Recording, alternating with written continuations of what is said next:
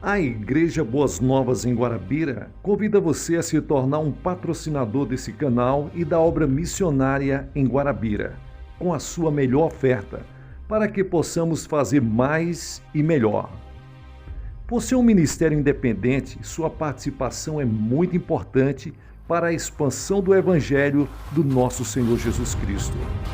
Se inscreva nesse canal, compartilhe os nossos vídeos, dê o seu like, ative o sininho para receber mais notificações, diga de onde está nos acompanhando. Plante a sua semente de fé através do número da conta ou da chave Pix. Geralmente as pessoas que fazem isso, aparece o nome da pessoa. Nós pegamos o nome dessa pessoa e colocamos no caderno de oração. Vamos para a mensagem de hoje.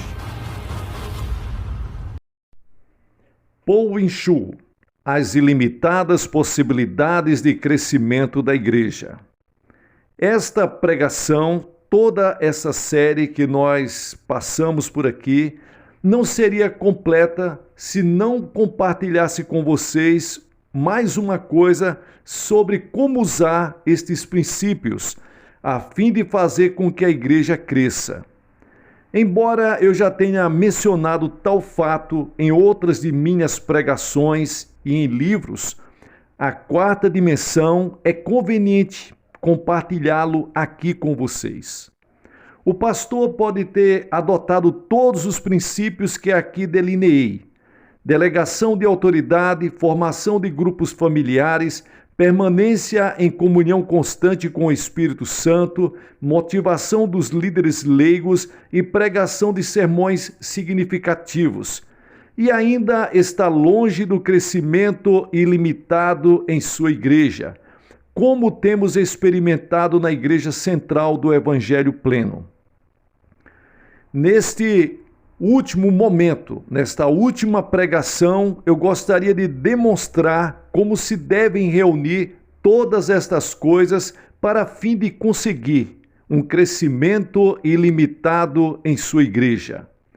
É este o motivo pelo qual os pastores vêm para a Coreia, para estudar nossa igreja, e é motivo pelo qual sou convidado a realizar seminários por todo o mundo. Os pastores indagam: como posso fazer que minha igreja cresça dessa maneira?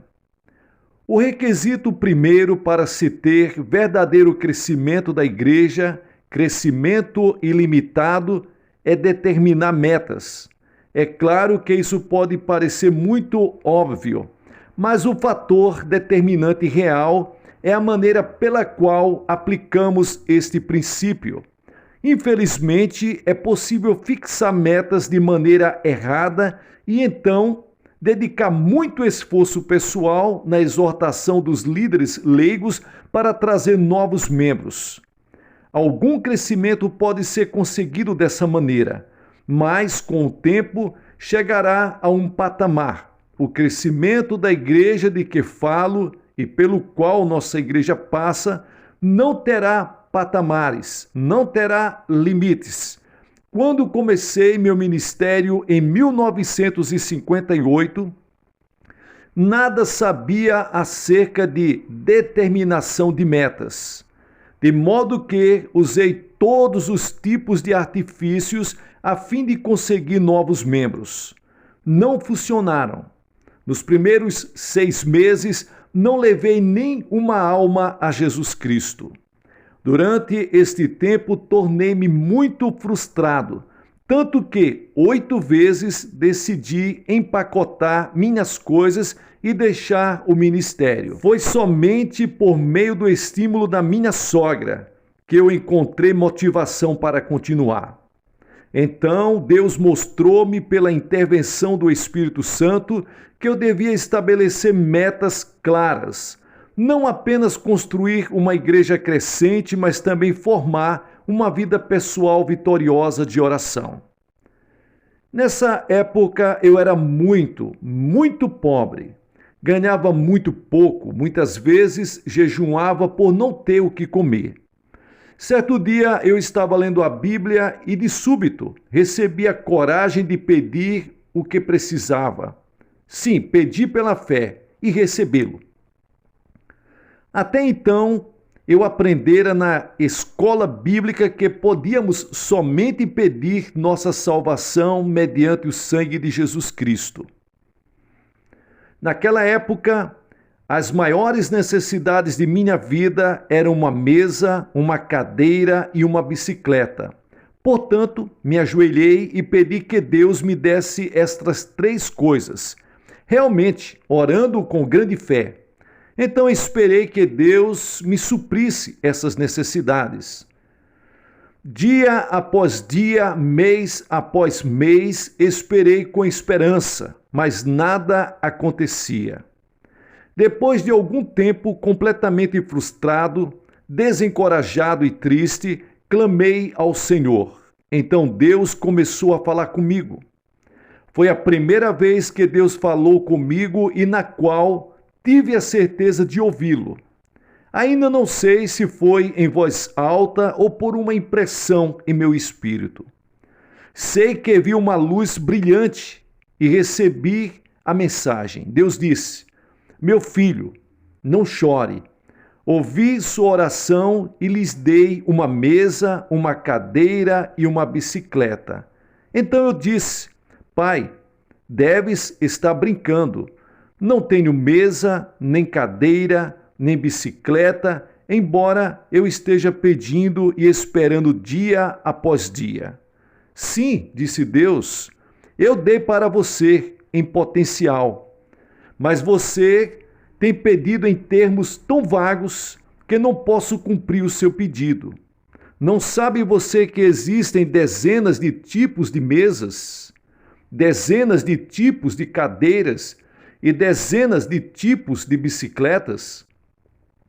Quais as que você quer? Seja bem claro. Tenho tantos problemas com os meus filhos porque continuam pedindo, contudo, eles próprios não sabem que tipo de coisas desejam. Façam pedidos específicos e então responderei. De modo que eu disse: Pai, prova-me isso pelas Escrituras. Então o Espírito Santo me disse que abrisse a Bíblia em Hebreus capítulo 11, e eu o fiz. E comecei a ler o versículo 1. Ora, a fé é a certeza de coisas que se esperam. Meus olhos imediatamente foram parar nas palavras coisas.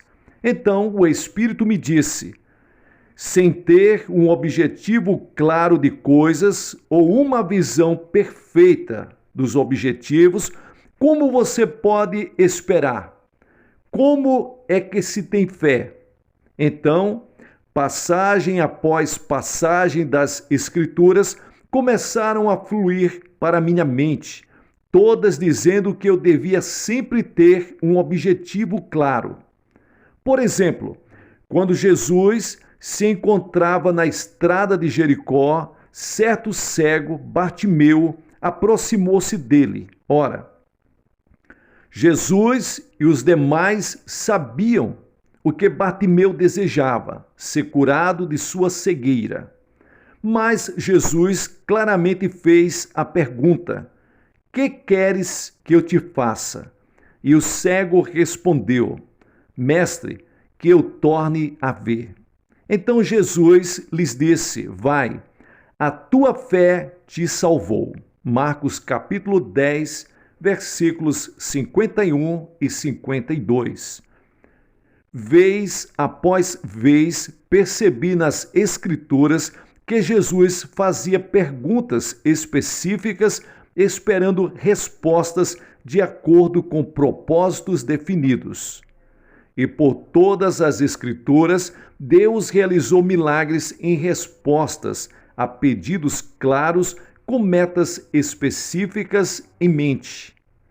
De modo que comecei a fazer um pedido específico em minha oração, descrevendo a procedência, o tamanho e o tipo de coisas que queria. Então pedi uma bicicleta de fabricação norte-americana e com marchas.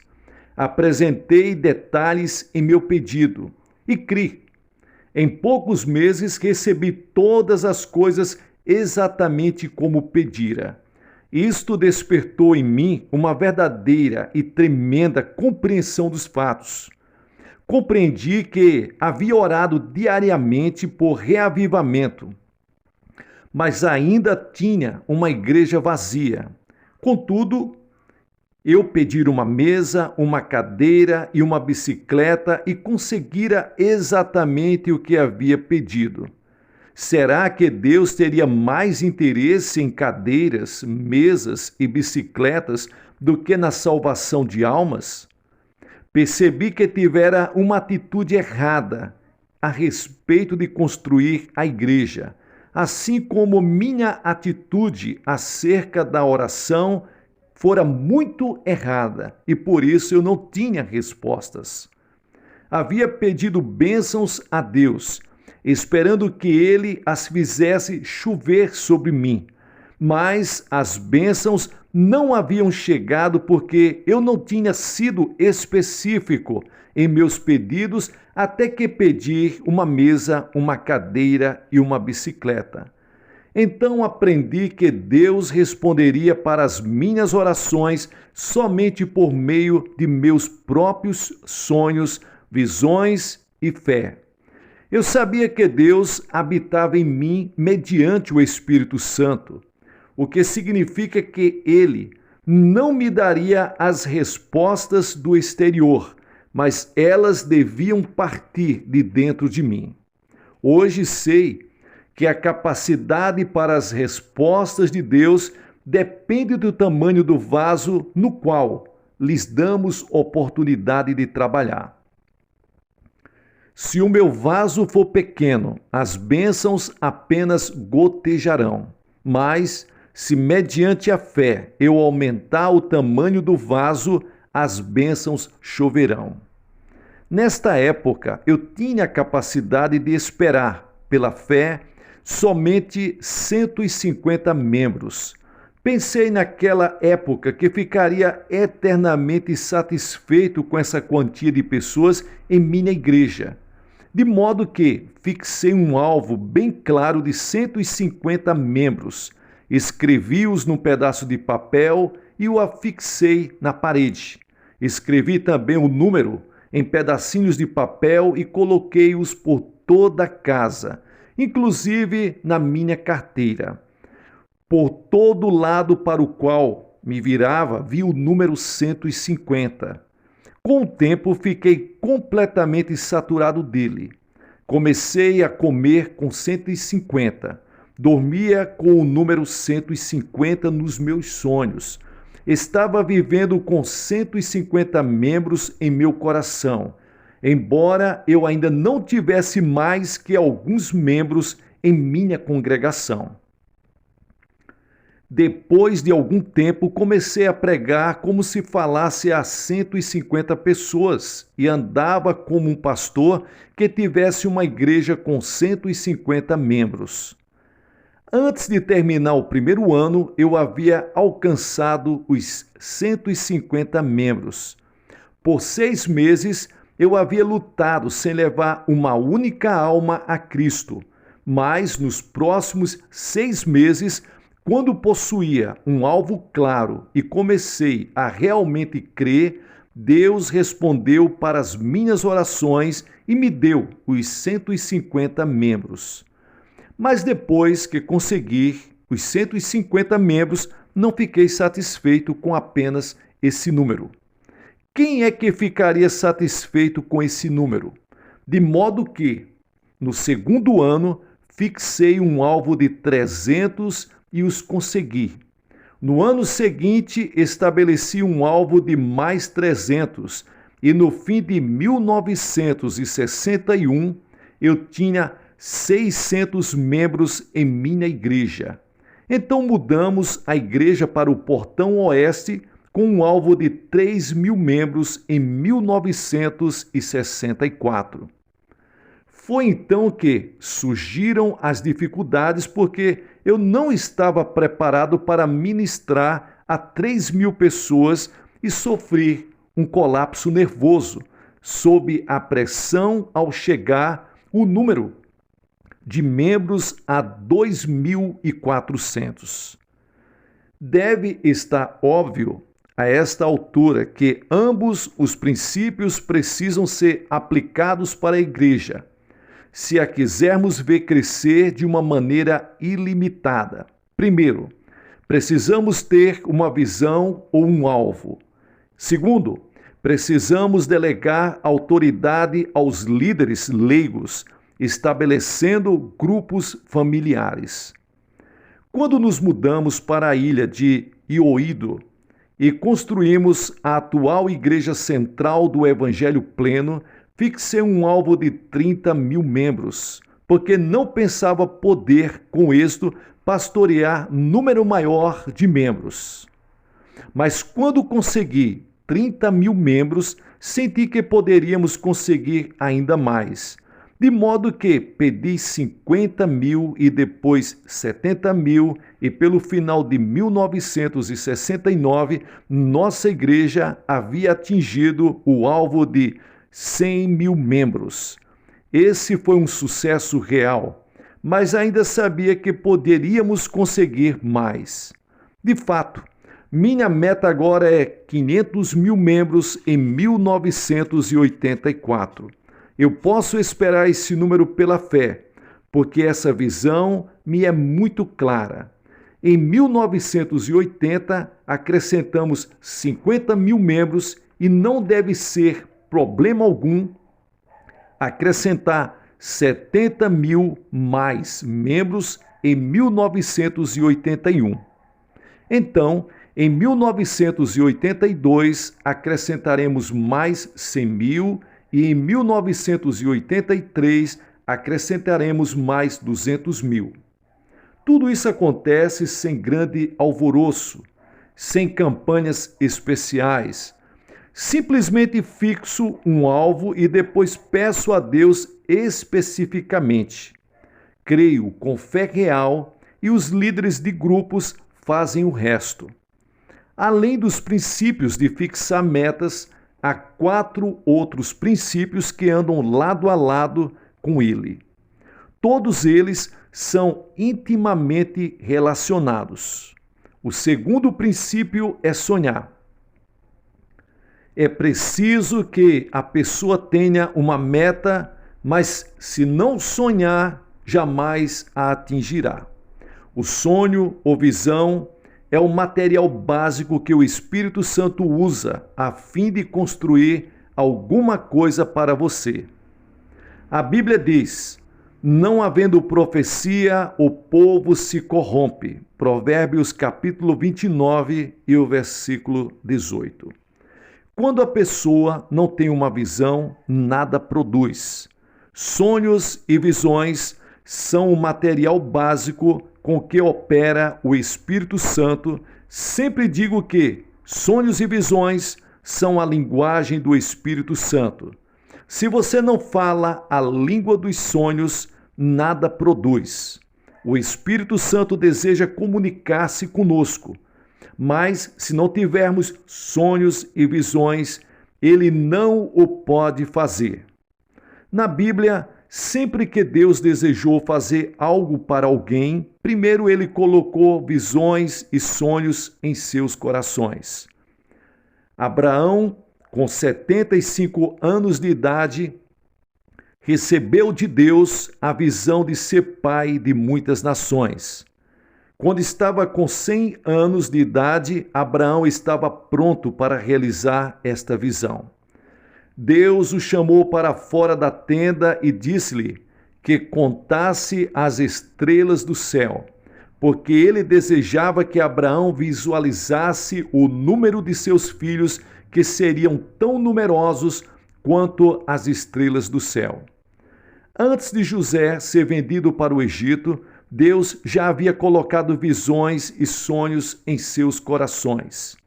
Mediante esses sonhos e essas visões de Deus, com o tempo, sobrepujou todas as circunstâncias da vida de José, fazendo-o até mesmo chegar para a posição de primeiro-ministro do Egito. Quando me encontrava no primeiro estágio de minha obra pioneira, Deus me disse que sonhasse. Enquanto me ajoelhava para orar, o Espírito me ordenou que sonhasse.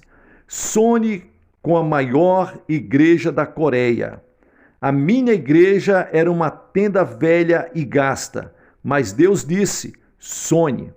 Desde esse dia aprendi a viver em um mundo de visões. Quando comecei a sonhar que a igreja estava superlotada com gente, elas começaram a encher a igreja.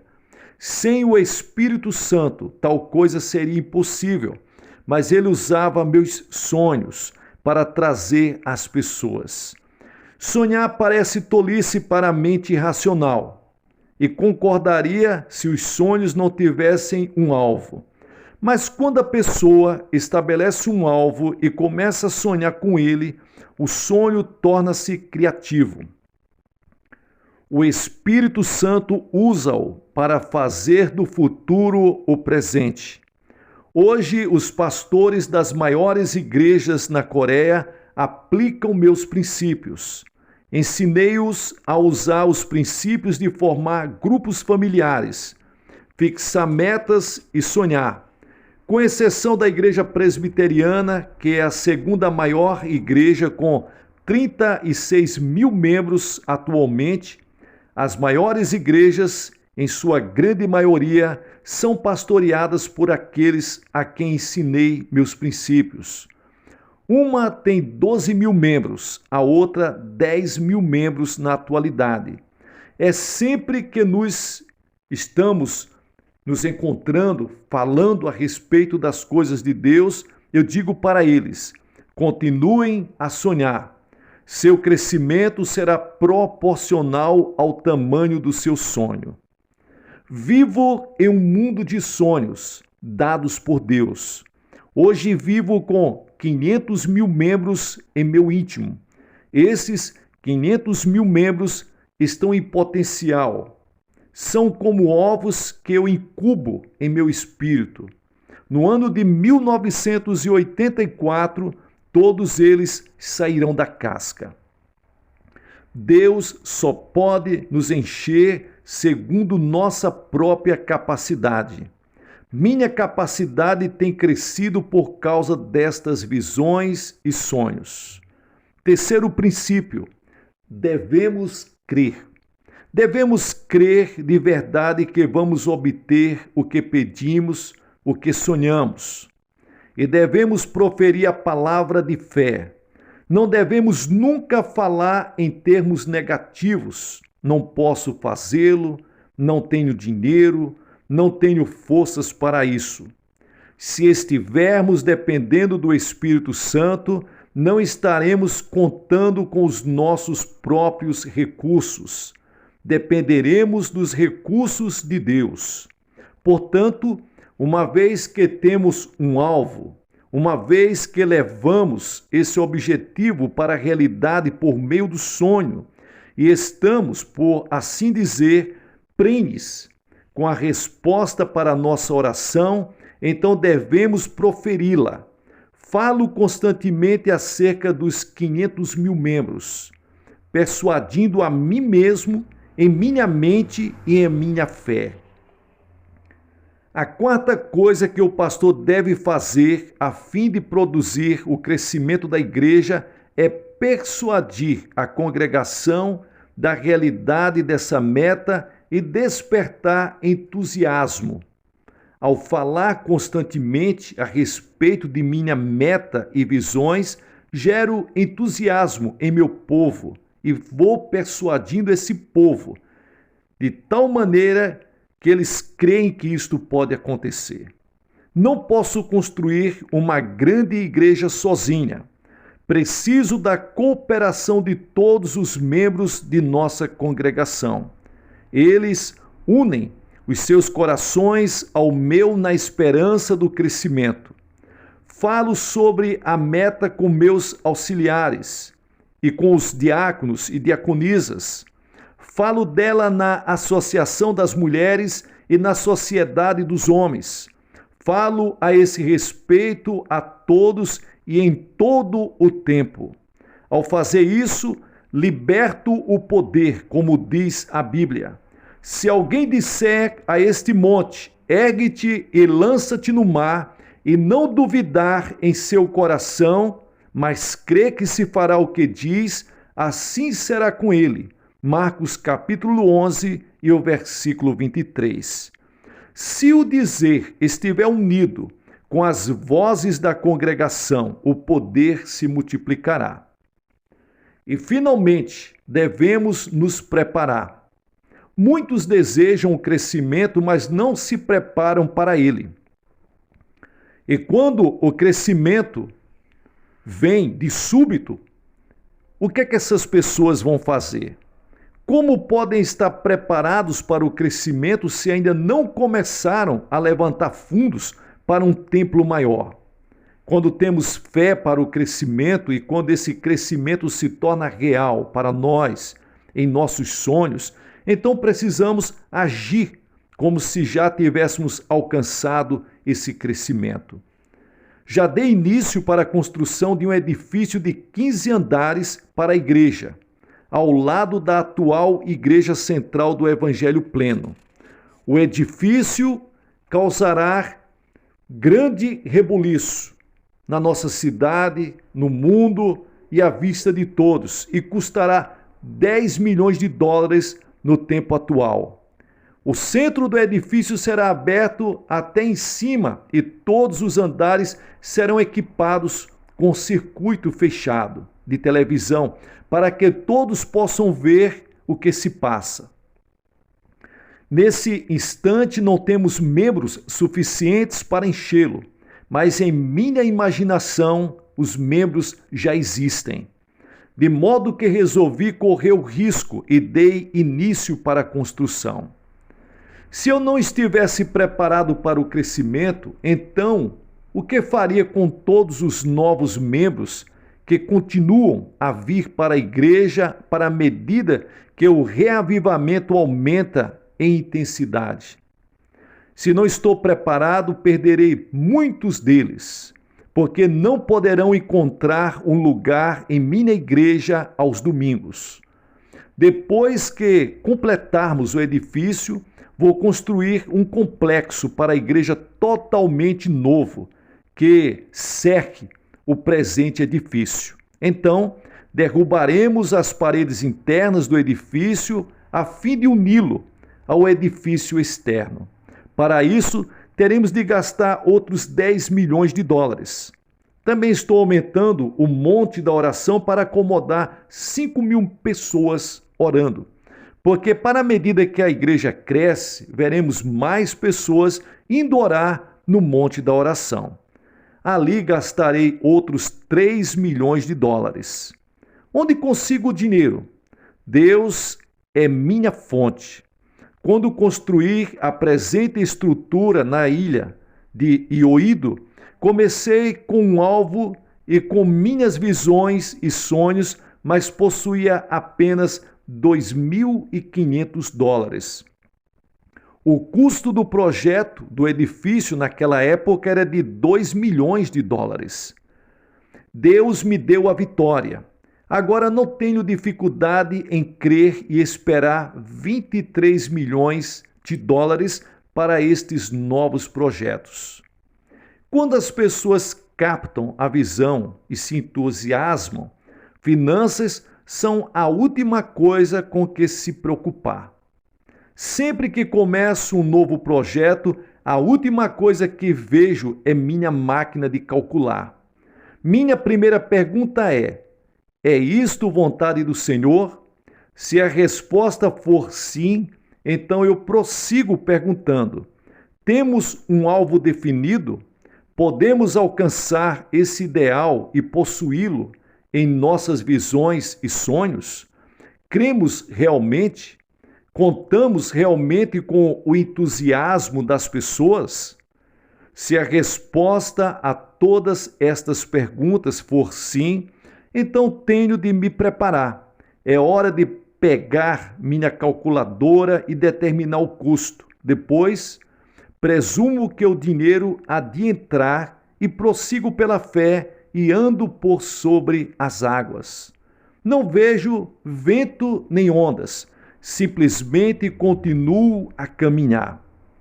Precisamos mostrar ao mundo que realmente cremos. Se esperamos até que chegue o crescimento, estaremos trabalhando 2 ou 3 anos atrasados a fim de acomodá-lo. E perderemos muitos membros neste processo. Esse tipo de ministério envolve fé que se arrisca. Seria ridículo uma mulher grávida dizer: bem, se vou dar para a luz um filho, esperarei até que aconteça e então comprarei roupas para o bebê ou um berço. Estaria faltando algo nessa mulher. O mesmo acontece quando damos para a luz o crescimento da igreja. Ele é possível porque a igreja crescente está sempre dentro de nós. Estamos engravidados dela, pelo poder do Espírito Santo. Essa é a única maneira pela qual terá seu nascimento. A igreja não vai apenas ser construída, vai nascer.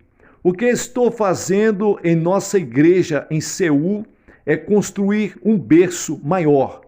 Quero estar preparado. Para o pastor que está interessado no crescimento da igreja, crescimento verdadeiro, esse tipo de pensar é uma coisa que se faz 24 horas por dia. Não é algo que se deva fazer apenas nos domingos ou em algumas poucas reuniões. O pastor o carrega como uma gravidez. Fazer a igreja crescer ou dar para a luz a igreja dessa maneira é algo que pode ser feito em qualquer lugar e o pastor nem mesmo precisa estar na igreja o tempo todo para que isso aconteça. Ele pode estar a 2.000 quilômetros de distância e o processo continuará. Muitas vezes me encontro a milhares de quilômetros de distância de casa, porque viajo muito para o exterior durante 6 meses do ano. Mas o crescimento de nossa igreja não depende de minha presença física, depende da capacidade dos meus sonhos e de minha fé, onde quer que eu esteja.